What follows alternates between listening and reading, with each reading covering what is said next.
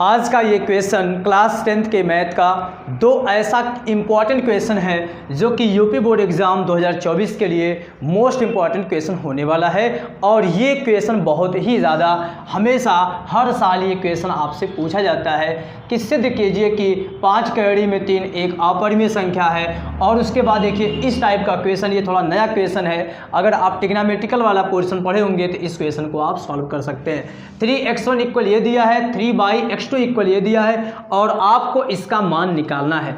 तो उससे पहले हम आप सभी से कहना चाहेंगे कि यदि आप चलने के लिए तैयार हैं, यदि आप चलने के लिए तैयार हैं तो मंजिल आपके सामने झुकने के लिए भी तैयार हो जाएगी। इसलिए निरंतर आप चलते रहिए, सफलता आपके चरणों में आ जाएगी। देखिएगा, 2 इम्पॉर्टेंट क्वेश्चन को हम ले आए हैं। सबसे पहला क्वेश्चन हम आपको ये वाला बताते हैं, फिर उसके बाद हम इस क्वेश्चन को सॉल्व करवाएंगे। देखिए क्वेश्चन दिया है यदि 3x1 इक्वल कॉसेक थीटा, फिर उसके बाद तथा 3/x2 इक्वल कॉट थीटा, तो आपको इसका मान निकालना है। यही करना ना। इसका मान देखिए कैसे निकलेगा। सबसे पहले आपको इस क्वेश्चन को उतारना है जो आपको निकालना है, ठीक ना। क्या निकालना है? 3x1 square minus 1/x2 square, ठीक है। बताइए जहाँ पे a square minus B square होता है, जहाँ पे a square minus B square होता है वहाँ पे आप a प्लस बी और a माइनस बी लिखते हैं। इसलिए आप यहाँ पे भी लिख सकते हैं 3, ये हो जाएगा x1 प्लस 1/x2 और फिर उसके बाद अगले ब्रैकेट में x1 माइनस 1/x2। ये होगा कि नहीं?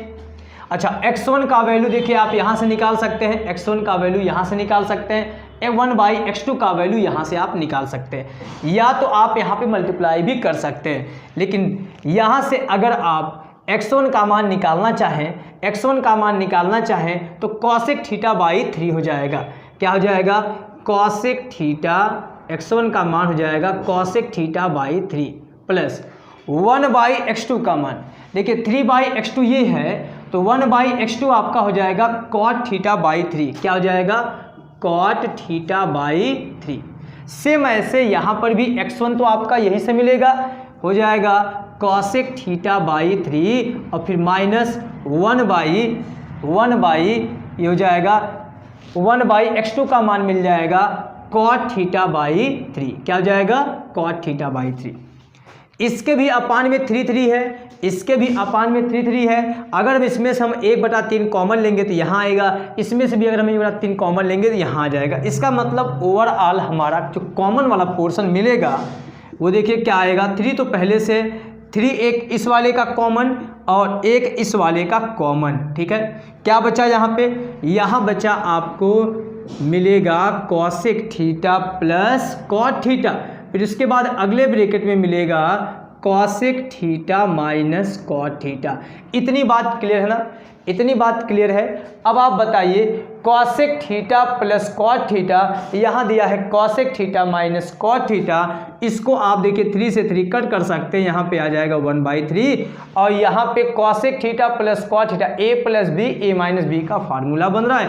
तो इसे आप लिखेंगे cosec square theta minus cot square theta. बताइए cosec square theta minus cot square theta को आप 1 लिख सकते हैं क्योंकि ये भी फार्मूला होता है, ठीक ना। ये क्या होता है? फार्मूला होता है।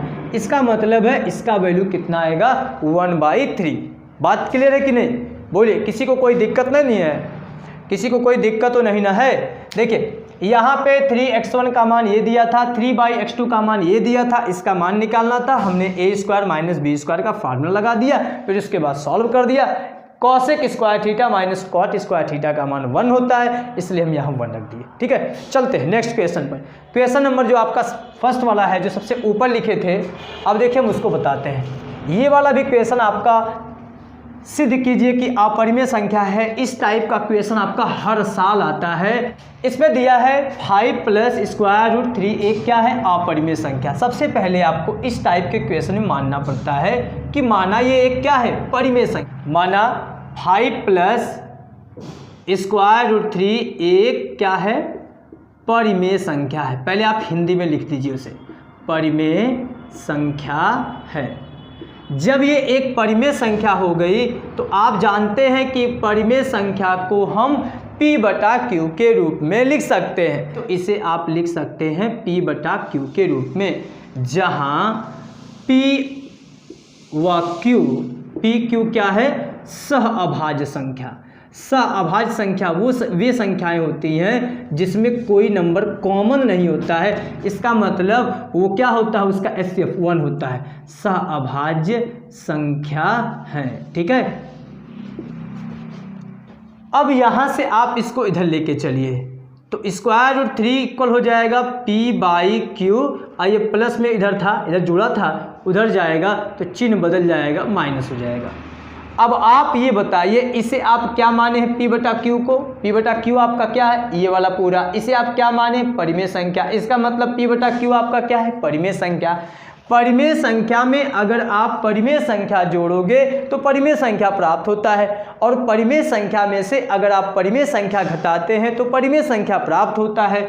तो ये बताइए, स्क्वायर रूट 3 तो ये आपका परिमेय संख्या नहीं है। ये तो हम आपको प्रूव करके बताए हैं कि अगर कोई नंबर कड़ी में आता है और उसका परफेक्ट स्क्वायर रूट नहीं बनता है तो वो आपका अपरिमेय संख्या होता है।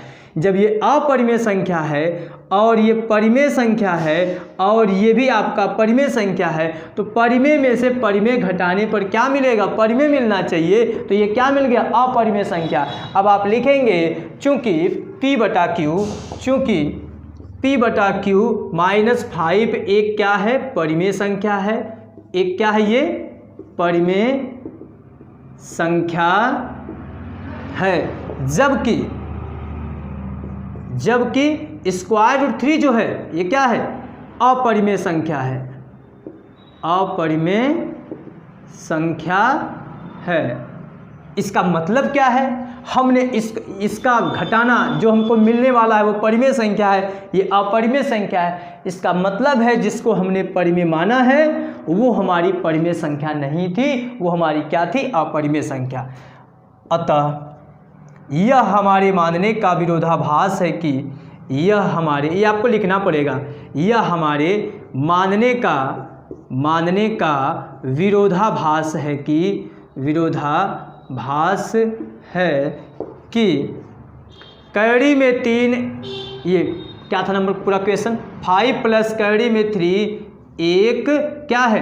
परिमेय संख्या है। मतलब जो हमने माना है परिमेय, वो उसका विरोधाभास है, विरोध हो रहा है। कड़ी 5 प्लस स्क्वायर रूट 3 एक क्या है?